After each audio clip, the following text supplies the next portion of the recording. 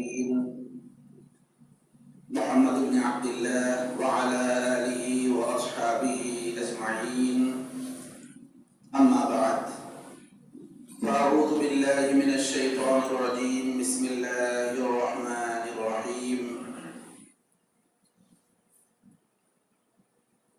وقال إني ذاهب إلى ربي سيهدين رب هب لي من الصالحين فبشرناه بغلام حليم صدق الله العظيم সালাতুল জুমআ আদায়ের উদ্দেশ্যে উপস্থিত অত্র মসজিদের শ্রদ্ধেয় ইমাম সাহেব,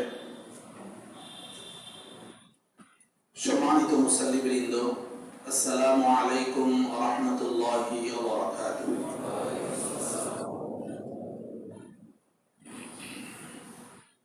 আমরা আল্লাহ রাব্বুল আলামিনের দরগাহে প্রাণ খুলে শুকরিয়া আদায় করছি। আলহামদুলিল্লাহ আলহামদুলিল্লাহ আলহামদুলিল্লাহ।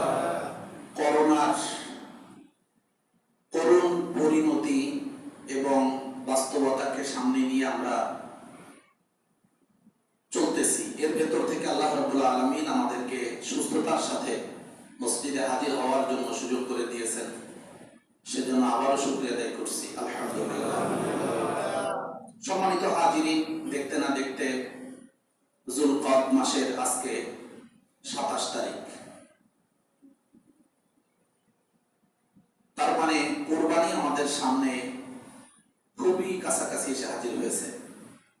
আমি গত জুমায় বলেছিলাম যে 2 জুমা কথা বলবো কোরবানির উপরে,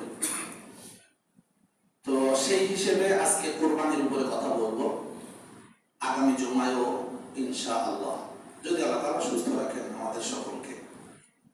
কোরবানি সম্পর্কিত যে বিষয়, এই বিষয়টা মূলত আমাদের জীবনের সাথে পরিচিত, অঙ্গাঙ্গিভাবে আমরা কোরবানির সাথে পরিচিত। ছোটবেলা থেকেই একটা আনন্দঘন মুহূর্তে কোরবানি, গরু জবাই, ছাগল জবাই, ঈদের নামাজ, এর সাথে আমরা বেশ পরিচিত। মূলত এটা ইসলামী শরীয়তের একটি বড় নিদর্শন, শাইরাতুম মিন শাআইরিল্লাহ। আল্লাহ তাআলার অন্যতম বড় একটি নিদর্শন হলো কোরবানি করা। তো আমরা মূলত কোরবানি কেন, এটি নিয়ে হচ্ছে আমাদের আজকে আলোচনা। আল্লাহ রাব্বুল আলামিন পৃথিবীতে মানুষদেরকে পাঠিয়েছেন তার ইবাদত করার জন্য। আর ইবাদতের পদ্ধতি আল্লাহ রাব্বুল আলামিন বিভিন্নভাবে দেখাই দিয়েছেন। এক এক জায়গার ইবাদত এক এক রকমের। অর্থনৈতিক ইবাদত আছে, শারীরিক ইবাদত আছে, মানসিক ইবাদত আছে, দৈহিক ইবাদত আছে। এরকম সবকিছু মিলিয়ে আপনি আর আমি একজন পরীক্ষার্থী মাত্র। আপনার আমার পরিচয় হলো আপনি আমি একজন পরীক্ষার্থী। আমি পরীক্ষা দিচ্ছি পৃথিবীতে। কার কাছে? আল্লাহ তাআলার কাছে। আল্লাহ তাআলা পরীক্ষা নিচ্ছেন, তিনি পরীক্ষার সার্বিক তত্ত্বাবধান করতেছেন, ফেরেশতাদেরকে সাক্ষী রেখেছেন। আর আমরা আসলে পরীক্ষা কে কিভাবে দিচ্ছি, আমরা পরীক্ষার মানে কতটা উত্তীর্ণ হতে পারতেছি, এটি হলো মূলত আল্লাহ রাব্বুল আলামিন আমাদেরকে দেখতে চান। সেজন্য আল্লাহ রাব্বুল আলামিন আমাদেরকে যে পরীক্ষা নিচ্ছেন, এ ব্যাপারে কোরআনে অনেক আয়াত আছে। আমি সবটার দিকে যাব না, সময়ের দিকে তাকিয়ে সংক্ষিপ্ত সময়ে কথা বলবো। রাসূলুল্লাহ সাল্লাল্লাহু আলাইহি ওয়াসাল্লাম ইরশাদ করেছেন, আশাদ্দুন নাসি বালাআন আল আমবিয়াউ সুম্মাল আমসালু ফাল আমসাল। আল্লাহ তাআলা পৃথিবীতে সবথেকে বেশি পরীক্ষা নিয়েছেন আল আম্বিয়া। আপনারা এটা বাংলা জানেন, আম্বিয়া নবীদেরকে।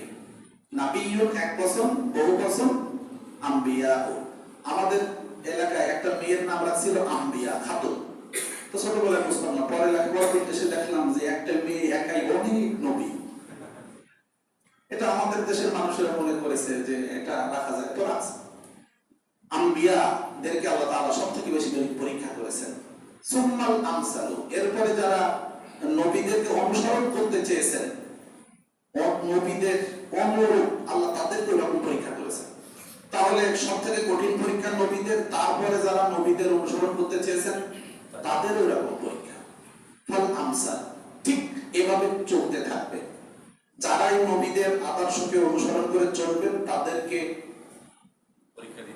বলেন বলেন বলেন বলেন আমরা নবীদের আদর্শকে অনুসরণ করে চলছি, আমাদের পরীক্ষা দিতে প্রস্তুত। খুব ভালো করে বুঝবেন, আমরা কোরবানি করি কিন্তু পরীক্ষার নিয়াতে না।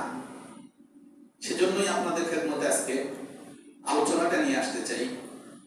ইব্রাহিম আলাইহিস সালাতু ওয়াস সালাম এবং তার স্ত্রী এবং সন্তান এনারা পরীক্ষা দিয়েছেন। সেই পরীক্ষার ধারাবাহিকতায় আজকে আমাদের সামনে হজ এবং কোরবানি। সব মিলিয়ে ইব্রাহিম আলাইহিস সালাতু ওয়াস সালাম হলেন এই আলোচনার কেন্দ্রবিন্দু। আল্লাহ রাব্বুল আলামিন সূরাতুল বাকারার মধ্যে ইরশাদ করেছেন, ওয়া ইয বিতালা ইব্রাহিমা রাব্বুহু বিকালিমাতিন ফাআতাম্মাহুন ক্বালা ইন্নী জাঈলুকা লিন-নাসি ইমামা। আল্লাহ তাআলা বলতেছেন, যখন ইব্রাহিমকে তার রব পরীক্ষা করলেন বিকালিমাতিন, কিছু কথা দিয়ে, কিছু বিষয় দিয়ে, ফাআতাম্মাহুন্না, তিনি সে পরীক্ষায় পাশ করলেন, পরীক্ষা পূর্ণ করলেন। যখন তিনি পরীক্ষা পাশ করে গেলেন আল্লাহ তাআলা তখন বললেন, ইন্নী জাঈলুকা, আমি আপনাকে বানালাম, তোমাকে বানালাম, লিন-নাসি, মানব জাতির জন্য, ইমামান, ইমাম। ইব্রাহিম আলাইহিস সালামকে আল্লাহ কি বানালেন?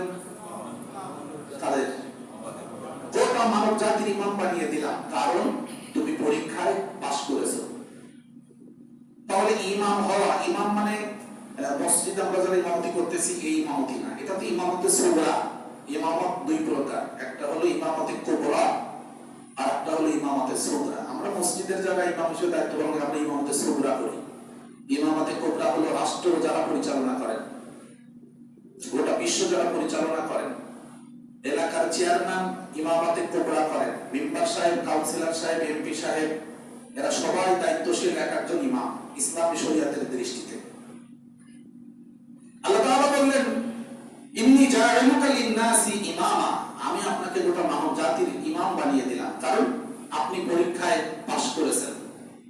তাহলে ইমাম হওয়ার আগে পরীক্ষা দিতে হবে এবং পরীক্ষায় পাশও করতে হবে। কথা পরিষ্কার? আপনারা রাগ করবেন কিনা জানি না, আমরা কিন্তু পরীক্ষা না দিয়েই ইমাম হতে চাই। পাশ করা না করা পরের কথা, পরীক্ষায় তো দিতে চাই না, ইমাম হতে চাই।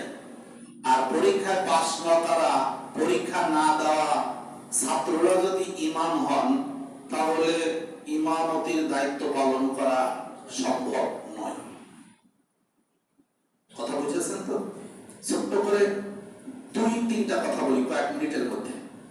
আপনারা একটা জিনিস খেয়াল করেন তো, রাসূলুল্লাহ সাল্লাল্লাহু আলাইহি ওয়াসাল্লাম আল্লাহ তাআলা পৃথিবীর শ্রেষ্ঠ নবী, শ্রেষ্ঠ মানব সন্তান হিসেবে ঘোষণা দিয়েছেন। সেই নবীকে আল্লাহ তাআলা ইসলাম নামক সর্বশ্রেষ্ঠ নিয়ামত দান করলেন।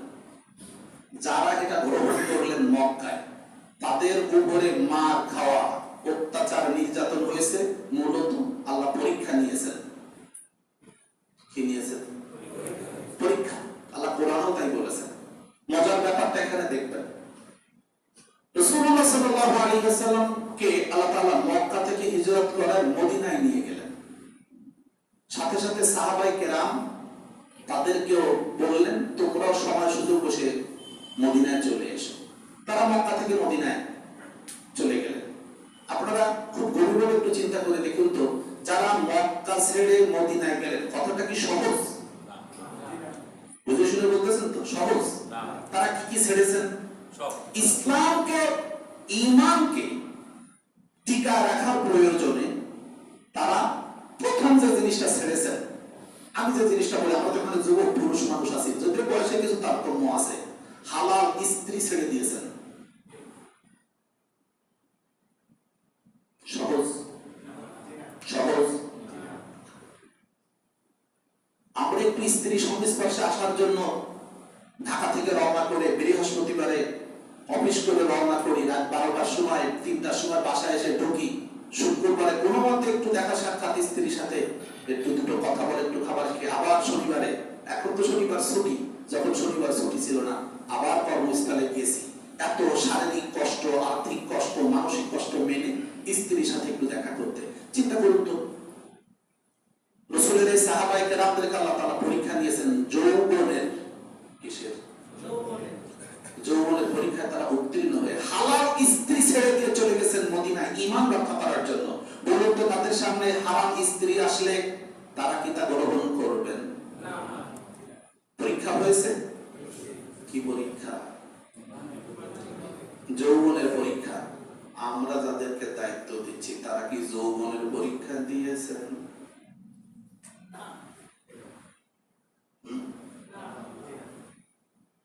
ভালো করে বুঝবেন। আল্লাহ তাআলা রাসূলের উপরে খালি খালি বলেন না রাদিয়াল্লাহু আনহুম ওয়া রাদু আনহু, আল্লাহ এদের উপরে খুশি, এরাও আল্লাহর উপরে খুশি। দুই, যে পরীক্ষাটা আল্লাহ নিয়েছেন, সম্পদ ত্যাগ করেছেন ঈমানের কারণে, সব সম্পদ রেখে গেছেন। ওই যে এক সাহাবীর নাম আব্দুল্লাহ জুলবাজাদাইন, তার অর্থ ছিল না, কিছু ছিল না, এতিম ছিলেন, চাচার একটা চাদর দিয়েছিল, সে চাদর পরে তারপরে তিনি হিজরত করে চলে যাবেন। চাচা বললো যে মুহাম্মদের দলে গেলে চাদর খুলে দিয়ে যান, আমাকে চাদর খুলে যেতে পারবে না। চাদর খুলে দিয়ে লজ্জাস্থানটা চেপে ধরে মায়ের কাছে গিয়ে বলছেন আমাকে একটু কাপড় দাও।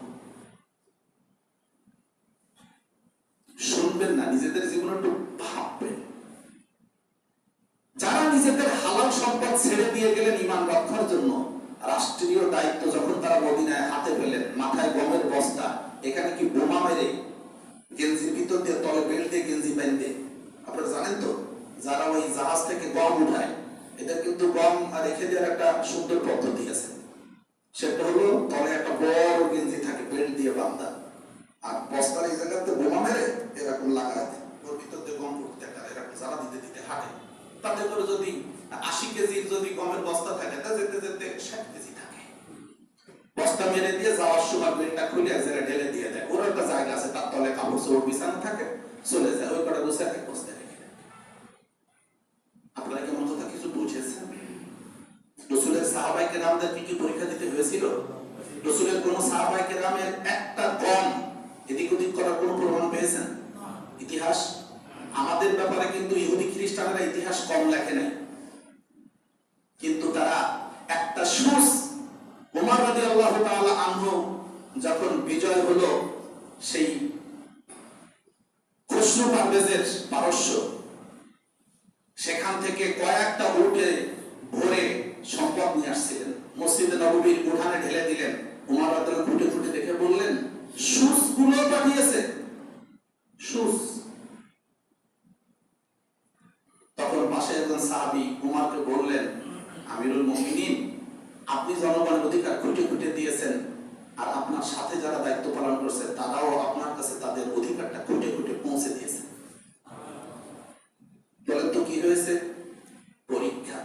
পরীক্ষা দিয়ে রাসূলের সাহাবীরা পাস করেছেন, আল্লাহ তাআলা এবার তাদের মাথায় রাষ্ট্রীয় গম দিয়েছেন। পাস করার আগে দিলে টিকবে কিনা সন্দেহ ছিল। আর একটা জিনিস আল্লাহ পরীক্ষা নিয়েছেন, সেটি হলো ঈমান রক্ষা করার জন্য তোমার কোন ধরনের লোভ আছে কিনা।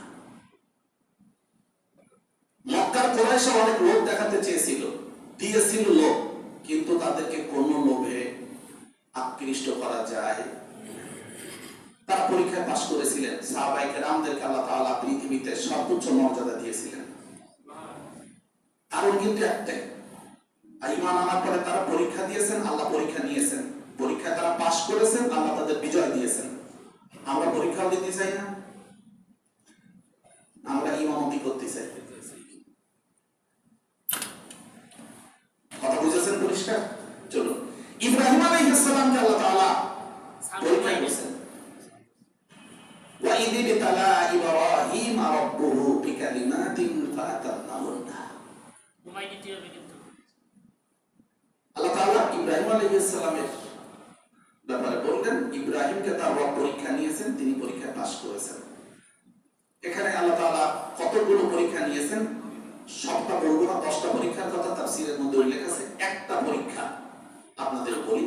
ইব্রাহিম আলাইহিস সালাতু ওয়াস সালামের ইতিহাস বলতেছিলাম আগে একদিন, যেদিন আমি ওই যে ইসরায়েলের ইতিহাস বলেছিলাম, ওই ইতিহাসের সাথে তার খুব মিল আছে, একই জিনিস। ইব্রাহিম আলাইহিস সালামের বয়স 86 বছর, সন্তান হয় না।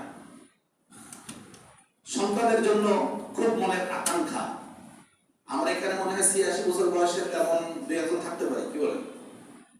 86 বছর বয়সের আমরা আছি এখানে কেউ? 86 বছর বয়স, তখন তিনি আব্বা হন নাই, কিন্তু বাবা হওয়ার একান্ত আকাঙ্ক্ষা। স্ত্রী সারা বললেন, আমার তো ভালো সন্তান হলো না, আমার দাসী হাজেরা এটা আপনাদের দিয়ে দিলাম, আমি দান করব। ইব্রাহিম আলাইহিস সালাম তখন হাজেরা মনিব হয়ে গেলেন, তার গর্ভে একটা সন্তান হলো। সন্তান হওয়ার পরে সারা তো চোখ, বুঝলেন, আমার সন্তানের নিঃসন্তান হয়েছে, আমি যেন দুই চোখে সন্তান না দেখি, কোথায় কি করবেন আমি জানি না। নবী এক পরীক্ষায় বাবা হননি, পরীক্ষা হলো বাবা হলেন। এইবার পরীক্ষা হচ্ছে যে সন্তানকে চোখের সামনে রাখা যাবে। আল্লাহ রাব্বুল আলামিন সাহায্য চাইলেন, আল্লাহ তাআলা মক্কার দিকে পাঠানোর জন্য নির্দেশ দিলেন। সংক্ষেপে বলে দিচ্ছি, নিয়ে চলে আসলেন মক্কায়। চলে আসার পরে পরীক্ষা, সন্তানের বা দেখে চলে যেতে হবে আবার সেই ইরাকে অথবা মৌসেলে। চলে গেলেন, কিন্তু যাওয়ার আগের ইতিহাসটা আপনাদের আগে বলেছিলাম। এত পথ বিজন মরুভূমি পাড়ি দিয়ে এসে একটা জনপ্রান্তরহীন মরুভূমিতে তার সন্তান আর স্ত্রীকে রেখে ইব্রাহিম আলাইহিস সালাম কিছু না বলে চলে যাচ্ছেন। স্ত্রী পিছন থেকে ডাকলেন। যাওয়ার আগে ইব্রাহিম আলাইহিস সালাম এক মুটকি পানি আর একটা থলের ভিতরে কতগুলো খেজুর দিয়েছিলেন। চলে যাওয়ার সময় স্ত্রী পিছন থেকে ডেকে বললেন, হাজেরা আপনি চলে যাচ্ছেন আমাদের কিভাবে রেখে? ইব্রাহিম আলাইহিস সালাম কথা বলতেছে না, কথা বললেই তো কান্না বের হবে, কথা বললেই খুব নিজেকে নিয়ন্ত্রণ করে ফিরে যাওয়ার সময় বললেন, আপনাকে এভাবে আমাদেরকে রেখে যাওয়ার জন্য কি আল্লাহ নির্দেশ দিয়েছেন? ইব্রাহিম আলাইহিস সালাম মাথা নাড়ালেন, তাও কথা বললেন। তিনি তার মাথা নাড়ালেন। মাথা থেকে যখন মাথা নাড়ালেন তখন হাজেরা বলছিলেন, ইদান লা ইউতিউনা আল্লাহ, যদি তাই হয় তাহলে আল্লাহ আমাদেরকে ধ্বংস করবেন না, আমি জানি। আচ্ছা দেখুন তো, এখানে একজন মহিলা, তার আল্লাহর উপরে আস্থা কতটা? এই মহিলা কি পরীক্ষা হচ্ছে? কথা ভালো করবেন, পরীক্ষা কিন্তু সবটাই পরীক্ষা হচ্ছে।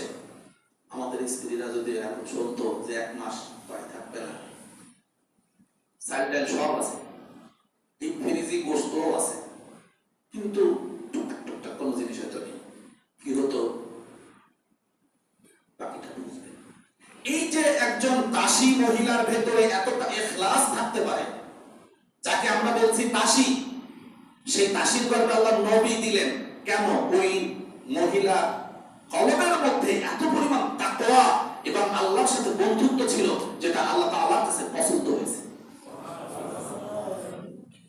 চলে গেলেন, খাওয়া দাওয়া হয়ে গেল, খেজুর আর পানি, কোথায় কি খাবেন? একবার সাফা পাহাড়ে উঠে তাকায় দেখতেছেন কোথায় কিছু পাওয়া যায় কিনা। নেমে আবার মারওয়া পাহাড়ে উঠলেন, কিছু পাওয়া যায় কিনা। এভাবে 7 বার, প্রথমবারে সাফা পাহাড়ে উঠে মারওয়ায় গিয়ে আবার সাফায় এসেছেন, এভাবে 7 বার, অথবা সাফা মারওয়া একবার, মারওয়া সাফা একবার, এভাবে 7 বার তিনি ঘোরাফেরা করতেছিলেন যে কোথাও কোনো খাবারের ব্যবস্থা হয় কিনা, কিন্তু হচ্ছে না। জিবরিল আলাইহিস সালাতু ওয়াস সালাম আল্লাহ তাআলা পাঠালেন। দুগ্ধপোষ্য সন্তান তাফসীরে এসেছে, আমি সবটা বলার সুযোগ নিতে পারছি না, কিন্তু বলতেই হবে, তারপরও বলতেছি না। মানে হাজেরা আলাইহিস সালামের অবস্থাটা এমন হলো যে তার শরীরে আর কোনো শুষ্ক হয়ে গেছে, কোনো সিক্ত বা ভেজা কোনো জিনিস আর নেই।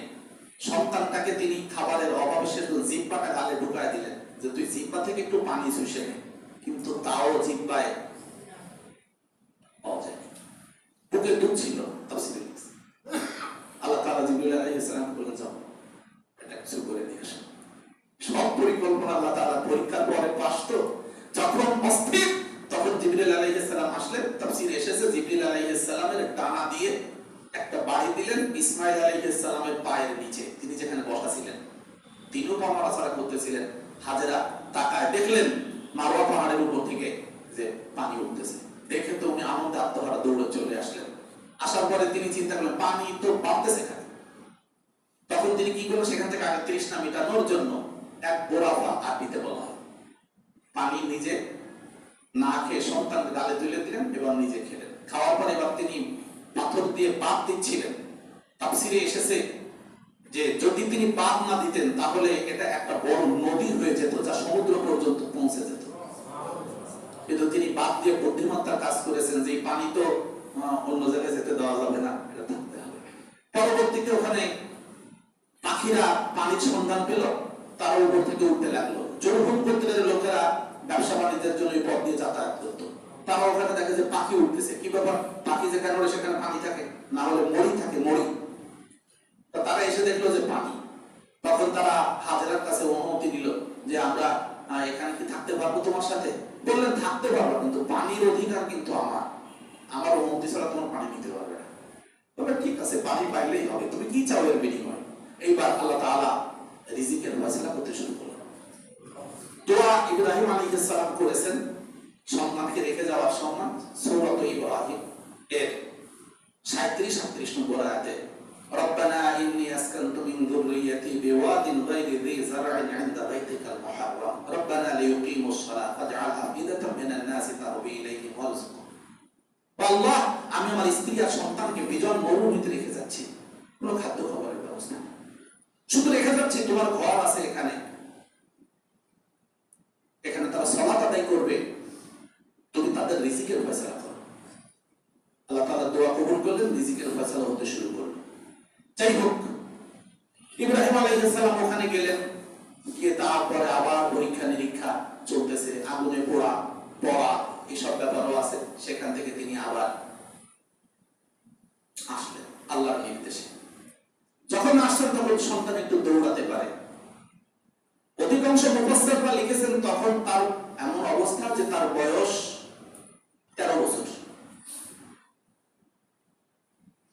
তখন তার যৌবনের রেখা উঁকি মারতেছে মোচে। কেউ কেউ বলেছেন তিনি দৌড়াতে পারেন এই বয়সে। সবগুলো আমরা ধরেই নিলাম যে 13 বছর বয়স যখন, তখন আল্লাহ রাব্বুল আলামিন ইব্রাহিম আলাইহিস সালাতু ওয়াস সালাম একে নির্দেশ দিলেন, যাও সন্তান এবং স্ত্রীর কাছে যাও। আসলেন, আসার পরে আল্লাহ তাআলা সন্তানকে নিয়ে স্বপ্ন দেখালেন, সন্তান হয়ে গেল, সন্তান জবাই করো। বলেন তো এটা কত ছোট পরীক্ষা।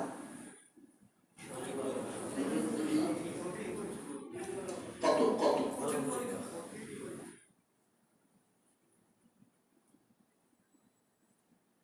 وقال إني ذاهب إلى ربي سيهدين। তিনি বললেন আমি আমার রবের দিকে যাচ্ছি, তিনি আমাকে জান্নাতের পথ দেখাবেন। ইব্রাহিম আলাইহিস সালাতু ওয়াস সালাম এর জন্ম যে পরিবারে, আপনারা জানেন যে সেই পরিবারটা ছিল সম্পূর্ণ মুশরিক পরিবার। নমরুদের রাজ কার্য পরিচালনার ক্ষেত্রে ইব্রাহিম আলাইহিস সালামের আব্বার সহযোগিতা ছিল আজারের। যখন তিনি সেখানে ঈমানের দাওয়াত দিলেন তখন ওই পরিবার থেকে তিনি বিতাড়িত হয়েছিলেন। ইব্রাহিম আলাইহিস সালামের আব্বা ইব্রাহিম আলাইহিস সালামকে হুমকি দিয়েছিলেন, সূরাতুল মারিয়ামের মধ্যে আসছে যে ও ইব্রাহিম, তুমি যদি আমাকে এই কথা বলা বন্ধ না করো, লা ইল্লাম তানতাহি লা আরজুমান্নাকা ওয়াহজুরনি মালিয়া, পাথর মেরে একদম শেষ করে দেবো, আর তা যদি না করি তাহলে তাড়ায় দেবো, এমন তাড়ান দেবো যে তুমি আর আমার সাথে দেখা করতে পারবে না। তার মানে ঈমানের দাওয়াতের কারণে ইব্রাহিম আলাইহিস সালাম পরিবার ছাড়া। আল্লাহ তাআলা সুসংবাদ দিলেন, আমি তোমার ঈমানের পরিবার দেব। ঈমানের পরিবার, তোমার স্ত্রী যারা হবে তারা ঈমানদার হবে, তোমার সন্তান যারা হবে তারা ঈমানদার হবে। চলুন, কিন্তু সেই পরিবারের সেই সন্তানটি আল্লাহ তাআলার কাছে সন্তান চাইলেন, রব্বি হাবলি মিনাস সালিহিন, ও আমার রব আমাকে সন্তান দান করুন। রব তাকে সন্তান দান করলেন। আল্লাহ বলেন ফাবাশশারনাহু বিগুলামিন হালিম, আমি তাকে একটি ধৈর্যশীল সন্তান দান করলাম। কি সন্তান? ফালাম্মা বালাগা মাআহু সা'য়া, এই সন্তানটি যখন সাই করার মতো, দৌড়াদৌড়ি করার মতো বয়সে পৌঁছে গেল, তখন ইব্রাহিম আলাইহিস সালাতু ওয়াস সালাম স্বপ্নে দেখলেন যে ইন্নী আরা ফিল মানামি আন্নী আযবাহুক, আমি স্বপ্নে দেখেছি যে আমি তোমাকে জবাই করতেছি। তখন ইব্রাহিম আলাইহিস সালাম তার ছেলেকে জিজ্ঞেস করলেন, ফানজুর মাযা তারা, অন্য কিরাত আছে ফানজুর মাযা তুরিয়া, আমি যে স্বপ্ন দেখেছি এই ব্যাপারে তুমি কি মত, তুমি বলো তোমার মতটা কি? তাফসীরের মধ্যে এসেছে, তাফসীরে কুরতুবীর সহ অন্যান্য বেশ কয়েকটা তাফসীরের মধ্যে আমি খেয়াল করলাম, পড়লাম যে ইব্রাহিম আলাইহিস সালাতু ওয়াস সালাম জিলহজ মাসের 8 তারিখ রাতে তিনি স্বপ্নের মধ্যে এক ব্যক্তি তাকে আদেশ করতেছে যে ইন্নাল্লাহা ইয়া'মুরুকা আন তাযবাহু ওয়ালাদাক, আল্লাহ তাআলা তোমাকে নির্দেশ দিয়েছে যে তুমি তোমার সন্তানকে জবাই করো। তো ওনার ঘুম ভেঙে গেল। তারপরে উনি উঠে চিন্তা করতে লাগলেন, কি এটা সবই কি দেখলাম। সেই সকাল থেকে সন্ধ্যা পর্যন্ত তিনি একটা দোদুল্যমান অবস্থায় ছিলেন, যেটা কি আল্লাহর নির্দেশ নাকি শয়তানের নির্দেশ, দোদুল্যমান ছিলেন। 8 তারিখ দিন, 9 তারিখের রাত এসে গেল। আপনারা জানেন যে আরবিতে রাত আগে, আমরা কিন্তু রমজানের রোজা রাখার আগের রাতে তারাবি পড়ি, মনে আছে? 9 তারিখের রাত এসে গেল, তিনি আবার যথারীতি রাতে ঘুমালেন।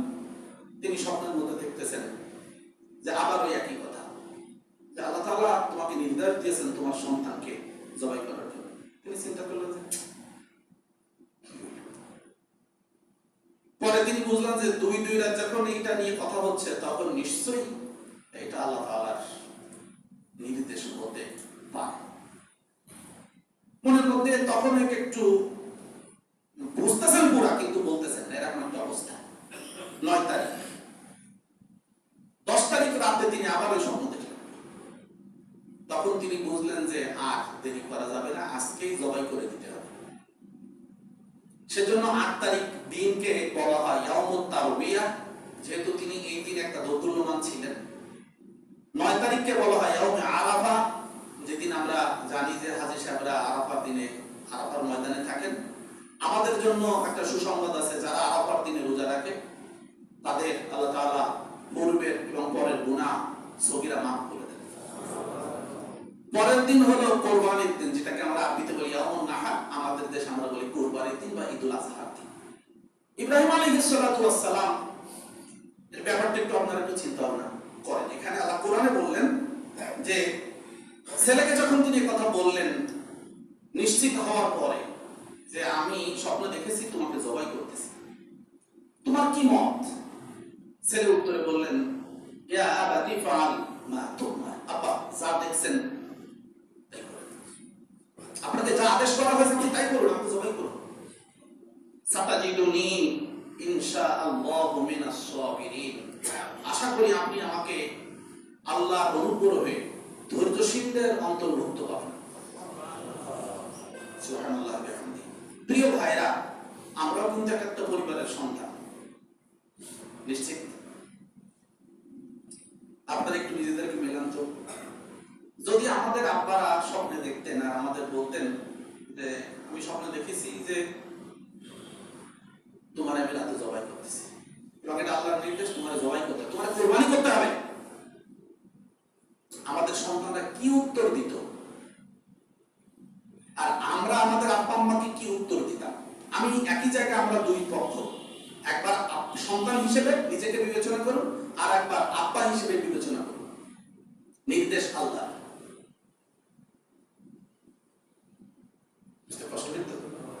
আমরা বিবেচনা করতে পারতেছেন তো যে আব্বা আমারে বললেন যে তোমরা 6 ভাই, আমি মেজোজন দেখতে শুনতে পারবো, একটু চালাক চতুর আছে, মোটামুটি ছটফটে আছে, ওরে জবাই করা স্বপ্নে দেখেছি, তোরা সব কয়জনে মিলে বল কি করবে? সন্তান হিসেবে আমরা কি বলতাম? আব্বা আপনি তো 3টা স্বপ্ন দেখেছেন, আমাকে তো একটা স্বপ্ন দেখার সুযোগ দেন। একটা স্বপ্ন দেখার পরে বলতাম আব্বা আমরাও স্বপ্নে দেখছি যে আপনারা জবাই করতেছি। ব্যাপারটা তাই হয়েছে কিনা? আমরা বিশ্বের অনেক ইতিহাস জানি, বাপকে সন্তান হত্যা করে বাপের সম্পদ দখল করেছে, রাজ্য দখল করেছে, বাপকে হত্যা করে। বাপের ব্যবসায়িক প্রতিষ্ঠান দখল করার জন্য ছেলে বাপকে গুলি করে হত্যা করেছে, মামলা দিয়েছে আর একজনের নামে। ইতিহাস আছে না? ইমানি পরিবার, ইমানি পরিবার রাগ করবেন না। আমরা কি পরিবার গঠন করেছি সেটা এবার যাচাই। আপনার আমার সন্তানকে আপনি আমি কোরবানি করার নির্দেশ না, ফজরের নামাজ পড়ার নির্দেশটা খালি করুন, তাহলে আপনি বুঝতে পারবেন যে আপনি আমি কেসা দলের আব্বা। তাদের জন্য আপনি আমি এত কষ্ট করে খাবার জোগাড় করতেছি,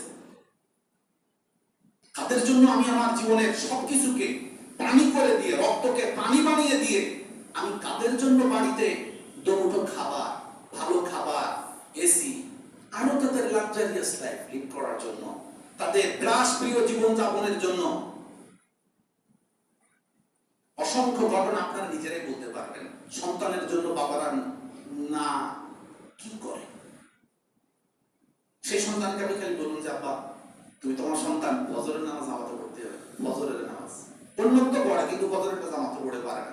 আপনি ডাক দিয়ে দেখবেন আব্বা এমন বেদর বেদর পাবা, তুমি যদি ফের যদি ফজরের কথা পাও তাহলে কিন্তু তোমার আপনি গরমে তো না তারা দিতে হবে। তারা কি বলবেন? কোরবানি না, আপনি শুধু ইসলামের একটু মৌলিক বিধান পালন করার জন্য সন্তানকে নির্দেশ দিন। ইব্রাহিম আলাইহিস সালাম তো সুসংবাদ প্রাপ্ত মানুষ, কিন্তু আপনার খেয়াল করুন পরীক্ষাটা কি হচ্ছে, সন্তানকে জবাই করা। কি জবাই করা? আবার সন্তানটার কত পরীক্ষা হচ্ছে। ছোট মানুষ জীবনের এখনো কিছু বুঝে পারেননি, কিন্তু কেবল যৌবন আসতেছে, দেহের মধ্যে উচ্ছলতা, এক ধরনের আনন্দ, এক ধরনের উদ্দীপ্ততা। সেই সময় আল্লাহ তাআলা নির্দেশ পাঠালেন যে তোমার জবাই করা হবে, তোমার বাপ জবাই করবে। কত চমৎকার উত্তর দিলেন ছেলে, ইয়া আবাতি ফাআল, বাবা ওটাকে যা বলা হয়েছে তিনি করুন। আমার মনে হয় পৃথিবীর ইতিহাস খুঁজলে এত ভদ্র সন্তান আর মেলে নাই। পৃথিবীর ইতিহাসে এত ভদ্র সন্তান আর মেলে নাই। বাবা মিলেছে, সন্তান মিলেছে,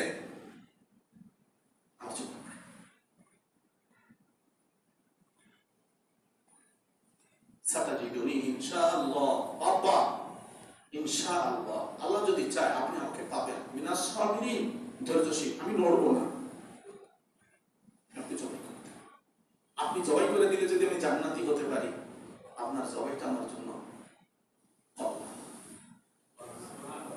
কল্যাণ। আপনি জবাই করে দিলে তো জান্নাতি হব, আমার জবাই করে দিলে যদি আপনি জান্নাতি হন, আপনি আমাকে জবাই করে দেন, আমরা দুই বাপ বেটা একসাথে জান্নাতি হব। ইতিহাসটা রসুলের সাথে রসুলের সাহাবীর ছেলে, সেও সাহাবী, বাপ বেটা একসাথে যুদ্ধের ময়দানে হাজির হয়েছেন। ছেলে বাপরে বলতেছে আব্বা আপনি একটু পিছনে থাকেন, তোর আগে আমি জান্নাতে যেতে চাই, তুই আমার পিছনে বলতেছিস কেন? কাপা শত্রুরা আসতেছে আপনার দিকে, আমি আগে যেতে চাই, আমি শহীদ হয়ে গেলে তারপর আপনি যাবেন। বাপ বলতেছে না, তুই পেছনে থাক, আমি যদি শহীদ হই তোর আগে আমি জান্নাতে যেতে চাই। কথাগুলো অনুধাবন করবেন। আমার হয়তো বলার বাচন ভঙ্গিটা সুন্দর নাও হতে পারে। একটি জান্নাতি পরিবার, একটি পরীক্ষা দিচ্ছেন যে পরিবার।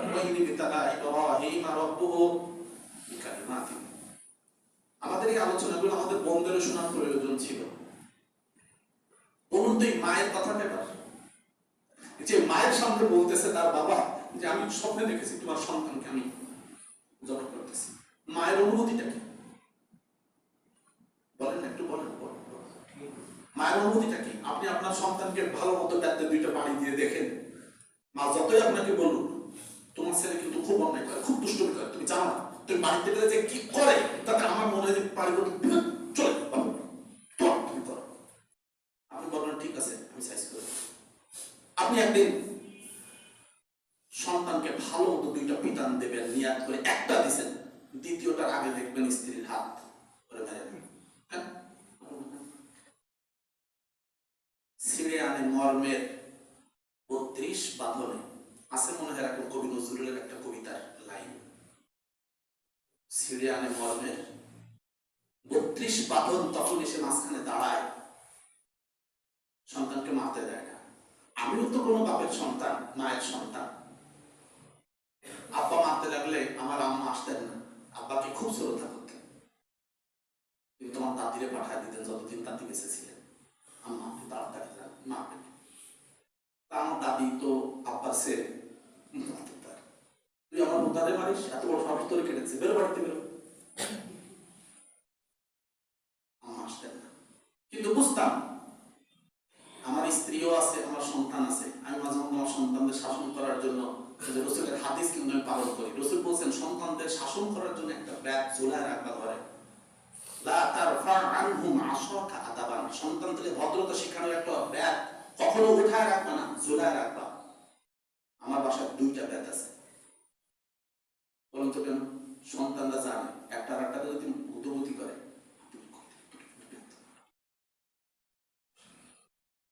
বুঝেছেন কিছু করিস না, ঢাকা ভালো, সন্তানরা ভয় পায়। আমি আমার সন্তানদেরকে 2-1টা বাড়ি দিতে গিয়ে দেখেছি, থাক মারা লাগবে না, সেই সন্তানকে জবাই করতে হবে, বাড়ি দেওয়া যাবে না। সেই সন্তানকে জবাই করবেন ইব্রাহিম আলাইহিস সালাম।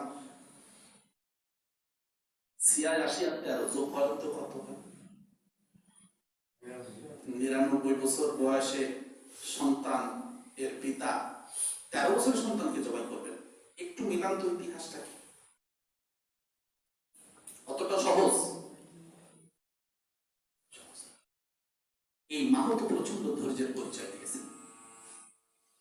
আল্লাহ সুবহানাহু ওয়া তাআলা এবার আমাদেরকে বললেন যে সন্তান আর পিতা দুজনে একমত হলেন, ফালাম্মা আসলামা, 2 পিতা আল্লাহর কাছে আত্মসমর্পণ করলেন, আসলামা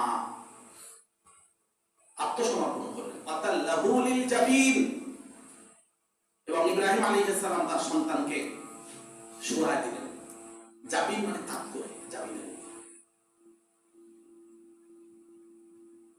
শোয়া দেওয়ার পরে এইবার জবের প্রস্তুতি, জবাই করার জন্য সূরা ধার দিয়েছেন।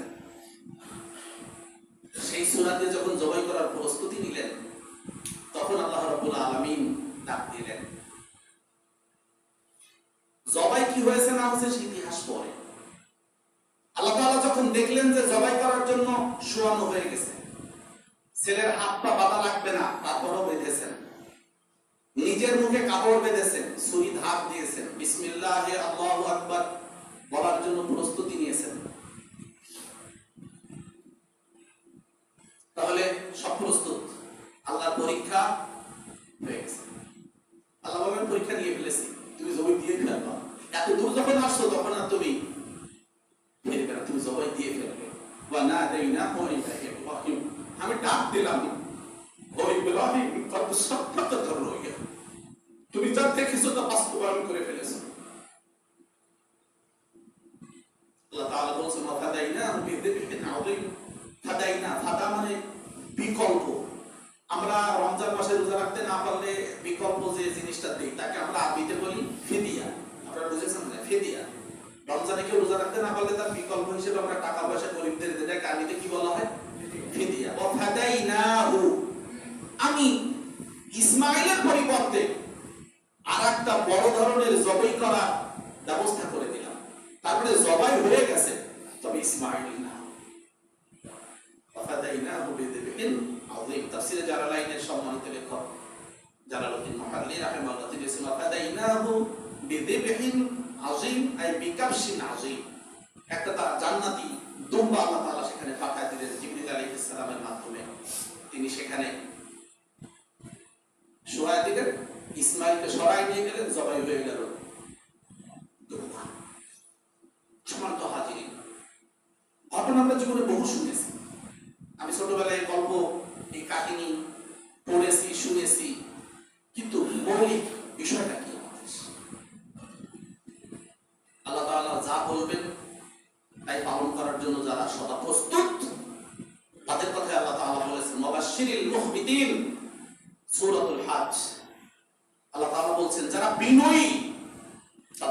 সংবাদ নিন, কোরবানি আল্লাহ তাআলা প্রত্যেক জাতির জন্য কোরবানির ব্যবস্থা করেছেন। আল্লাহ তাআলা প্রত্যেক জাতির জন্য কোরবানির ব্যবস্থা করেছেন। সেইটা হলো পশু দিয়ে। সেখানে আজকের আলোচনাটা আগামী জুমায় যদি আল্লাহ সুযোগ করে দেন আলোচনায় সেটা নিয়ে আসবো। আজকে যে কথাগুলো আমরা শুনতেছি তা হলো, আমি আপনাদেরকে বলতে চাই যে আমরা বাজার থেকে একটা গরু, ছাগল, ভেড়া, দুম্বা কিনে এনে রাস্তায় জবাই দিয়ে গোশত ভাগ করে দিয়ে চলে গেল, এটা কোরবানি না। আপনারা আগে ভাবেন, কোরবানি আগে পশু না, আগে সন্তান। সন্তানকে উৎসর্গ করার মতো, আল্লাহ সন্তুষ্টির জন্য সন্তানকে উৎসর্গ করার মতো যাদের মধ্যে মানসিকতা তৈরি হয়েছে, আল্লাহ তাআলা তাকে বিকল্প হিসেবে দিয়ে দিলেন একটা পশু। সূরাতুল মায়েদার মধ্যে এসেছে আদম আলাইহিস সালাতু ওয়াস সালামের দুই সন্তান হাবিল এবং কাবিলের মধ্যে একটা দ্বন্দ্ব হলো যে তাদের একজন বোন, আদম আলাইহিস সালামের 100 জোড়া সন্তান হয়েছে, যেহেতু প্রথম মানবিক পৃথিবীতে মানুষের বংশ বিস্তার হতে হবে, 100 জোড়া সন্তান হয়েছিল। তো প্রত্যেক জোড়ায় একটা ছেলে একটা মেয়ে হতো। নিয়ম ছিল প্রথম জোড়ার ছেলে দ্বিতীয় জোড়ার মেয়ে, প্রথম জোড়ার মেয়ে দ্বিতীয় জোড়ার ছেলে, এভাবে বিবাহ হতো। তো হাবিলের সাথে জন্মগ্রহণ করলো যে মেয়েটা, তাকে বিয়ে করবে কাবিল, আর কাবিলের সাথে যার জন্ম হয়েছে তাকে বিয়ে করবে হাবিল।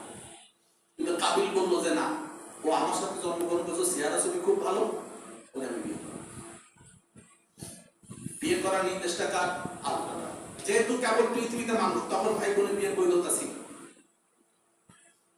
এটা নিয়ে দুই ভাইয়ের মধ্যে ঝগড়া হল।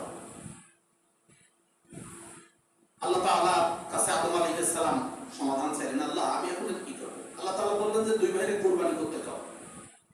কোরবানি করলে যারটা কবুল হবে, আসমান থেকে আগুন এসে পোড়ায় দিয়ে যাবে, তার কোরবানি কবুল হয়ে যাবে। সে বিয়ে করবে আকলিমাকে। মেয়েটার নাম ছিল আকলিমা। সে বিয়ে করবে। সেই কথা সূরাতুল আল মায়েদার মধ্যে উল্লেখ করেছে, মাতলু আলাইহিম নাবা আবনাই আদামা ইদ কাররাবা কুরবানান ফাতুকবিলা মিন আহাদিহিমা ওয়া লাম ইউতাকাব্বাল মিনাল আখর। আদম আলাইহিস সালাতু ওয়াস সালামের দুই সন্তানের ঘটনার বর্ণনা করুন তাদের সামনে, যখন তারা দুই ভাই আল্লাহর উদ্দেশ্যে কাররাবা কুরবানান, কোন কোরবানিকে আল্লাহ তাআলার কাছাকাছি উপস্থাপন করেছে। কেন? পরীক্ষা হবে যে কে আসলে আকলিক মাকে পাবে। দুনিয়ার কোন ফয়সালা তো আসমানে। কাবিল করলো কি কতগুলো ফলমূল নিয়ে রেখে দিয়ে আসলো মাঠে, আর হাবিল করলো কি একটা বকরি জবাই করে মাঠে রেখে আসলো। আগুন থেকে, উপর থেকে আগুন এসে হাবিলেরটা পোড়ায় দিয়ে গেল। তাহলে হাবিলের কোরবানি কবুল হয়েছে, এবার সে আকলিমাকে পাবে। কোরবান শব্দের অর্থ হলো নৈকট্য লাভ করা, এমন কিছু কাউকে দেওয়া। আপনারা দেখবেন কাউকে কোনো হাতিয়ার দিলে সে কিন্তু আপনার কাছে এসে যায়। তো আল্লাহর যদি নৈকট্য লাভ করতে হয়, তাহলে আল্লাহর নির্দেশ অনুযায়ী আল্লাহকে কিছু দিয়ে দিতে হবে। আমরা যে পশু জবাই করতেছি, আসলে পশুত্ব আমাদের ভেতরে, যে পশুত্ব আছে, যেই পশু আমার ভেতরে আছে, সেই পশুটা যে কত বড়, কথা কিছু বলুন তো, কি বুঝতে পারছেন? বলতেন আমাদের ভেতরে মানবতাও আছে, পাশবিকতাও আছে। মানুষকে আল্লাহ তাআলা দুইটা বৈশিষ্ট্য একসাথে দিয়ে সৃষ্টি করেছেন। ফেরেশতাদের মধ্যে পাশবিকতা নেই, তাদের মধ্যে আছে শুধু ফেরেশতা সুলভ আচরণ। আমাদের মধ্যে আমরা পশুর মতো আমাদের আচরণ আছে, আবার মানুষের মতো আচরণ আমাদের মধ্যে আছে। সেই জন্য আমরা যখন কেউ কোনো পশু সুলভ আচরণ করি, তখন আমরা সেই কাজটাকে বলি পাশবিকতা। কি বলি? মানে পশু সুলভ আচরণ। একটা যুবতী মেয়েকে ধরে একজনে একটা খারাপ আচরণ করলো, এই কাজটা পশুদের কাজও না, পশুরা এটা করে না। একটা অবৈধ যৌন আচরণ করা, এটা পশুও করে না। একটা কুকুর যখন আর একটা কুকুরের সাথে তার যৌবনের চাহিদা পূরণ করে, তখন আর একটা পুরুষ কুকুরকে দাঁড়িয়ে উকিও মারে না। কারণ পশুদের মধ্যেও কিছুটা স্বাধীনতা বোধ আল্লাহ তাআলা জন্মগতভাবে দিয়েছেন। আমরা কি করতেছি? গণধর্ষণ আছে, এরকম কোনো শব্দ? আমরা কি পশু নাকি তার থেকেও? আমাদের কোরবানির উদ্দেশ্য গোশত খাওয়া না। কোরবানির উদ্দেশ্য হলো আমার ভেতরের যে পশুটা আছে সেটাকে আমি জবাই করে দিতে পারলাম কিনা, তার জন্য গরু। ওটা গরু একটা প্রতীকী, একটা চিহ্ন, একটা সিম্বল যে আমার ভেতরে পশুটাকে আমি জবাই করে দিলাম। বহু মানুষেরা আছেন যারা বলেন যে একটা কোরবানি দিতে হয়, না দিলে লোকজন কি বলবে, তাই একটা ইয়ে করলাম। না, এটা ইসলামের বিধান না। সম্মানিত হাজিরিন,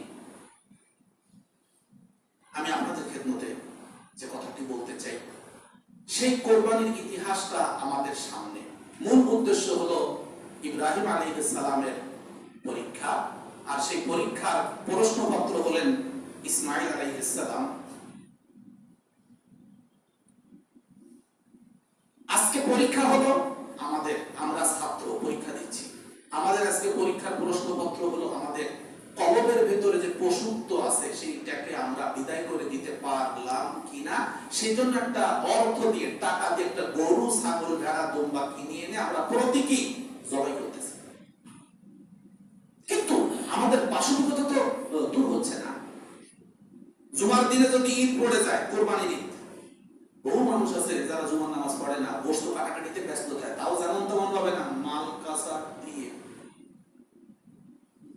বলতেছি না তো। আমি তো ধরেন আপনাদের এখানে কয়েকদিন আসছি, আগেও তো দায়িত্ব পালন করেছি বিভিন্ন জায়গায়। একবার দেখলাম যে আবার এক মুসাল্লি জুমার নামাজ পড়ে না, খুব বসে হাত কেটে যাচ্ছে। জুমার নামাজ পড়ে কারণ ভাই কি করতেছেন কি, কারণ বলতে না তো একটা গরু কি সম্ভব, জুমার নামাজ কেউ পড়ে দেখো জুমার নামাজ। আপনারা খুব ভাবুন, এক ওয়াক্ত নামাজ সারা পৃথিবীর সম্পদ দিলেও আল্লাহ তাআলা বলেন তা সমান হবে না। সারা পৃথিবীর সব সম্পদ দিয়ে দিলেও এক ওয়াক্ত নামাজ এর সমান হবে না। কোরবানির গোশত যেটা থাকুক, আগে সালাত। আমরা তো সালাতের কারণেই তো কোরবানি দিয়েছি। সুতরাং এটা আপনাদেরকে বলতেছি, আমি আপনাদের বলতেছি যে আপনারা প্রত্যেকে পরিবারের সাথে কথা বলুন। আমি যে কথাগুলো বললাম, ইব্রাহিম আলাইহিস সালাম তার সন্তানদের পরীক্ষা দিলেন, জবাই করলেন, সন্তান পরীক্ষা দিল, স্ত্রী পরীক্ষা দিলেন। এতটুকু কথা তো বলা উচিত ছিল তো হাজের আলাইহিস সালামের। তুমি বেটা মানুষ বল দেখছো 13 বছর পরে খাদ্য খাবার কিছু দাওনি, মরুভূমিতে ফেলায় দিয়ে চলে গেছো, আর তুমি এখন এখানে মাত্র করছো সব জবাই দিবা। তোমার মতো পিঠা বাংলা করে যাও, যাও তুমি যাও। আমাদের স্ত্রীরা মনে হয় এতটুকু না বলে পারতেন না। হ্যাঁ, শুধু আমার স্ত্রী, আমার মাও চলে আসতো। তুই কি মনে করেছিস আমার ছেলে শহরে থাকে, বাড়ি থেকে নারকেল গাছে নারকেলের ডাব দেখে, তাকে আপু ডাব খাওয়া যাবে? হ্যাঁ যা। তা পারবে না, তুমি ভালো, তুই তো ছোট মানুষ, গাছে উঠতে পারে না, গাছে উঠে এরকম করে লাভ দেয়। তা আমি গাছে ওঠার যে ফান্দি বলে আমাদের এলাকায়, দড়ি গাছে গোল বানায়, পা বলে দিয়ে তার উঠতে হয়, আমি বান্ধবী উঠবো আমার, আমাকে খোঁজা আস্তে পড়ে গেলে পাওয়া হয়ে যায়, তারা আস্তে পড়ে পাওয়া। ওর বাপর তো বাংলি, ওর বাপর তো উঠিস, কোনোদিন তো নিষেধ করেননি ওর বাপরে যদি গাছে উঠিস না। বরং আমার সে ভালো গাছে ভালো লোক তো এই এলাকায় কেউ ছিল না, সবাই নারকেল পাড়া, সুন্দরী পাড়া, আম পাড়া, যা আছে বাড়া পাড়ি তো সব আমারই করতে। তুমি আরো অনেক পার্থক্য বলে পোতা হয় সেই জন্য। আপনার সন্তানকে আপনি যা ভালোবাসেন তার থেকে বেশি ভালোবাসেন আপনার আব্বা আম্মা এবং আপনার শ্বশুর শাশুড়ি। এই পরীক্ষা তারাও পরীক্ষা দিয়েছেন, কিন্তু তারা ওখানে ছিলেন না। প্রিয় ভাইরা, আমরা পরীক্ষা দিতে প্রস্তুত আছি। যা আল্লাহর পছন্দ না সে সম্পদ আর অর্জন করা, আল্লাহর হালাল জিনিস আল্লাহ বলতেছেন মনে দিয়ে দাও, তাহলে তো আর হারাম জিনিস থাকার প্রশ্ন ওঠে না। প্রিয় ভাইরা, কথা দীর্ঘ করবো না।